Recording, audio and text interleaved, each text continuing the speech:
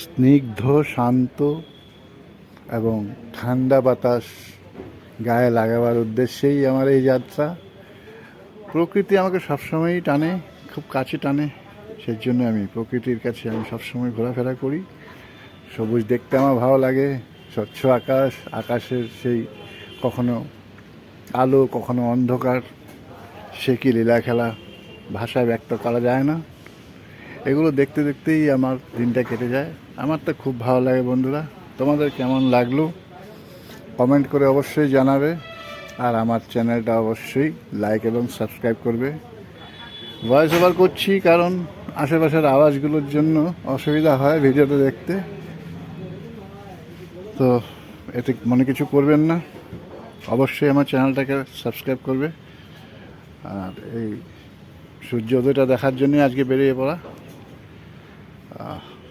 অবশ্যই জানাবে কেমন লাগলো। Thank you.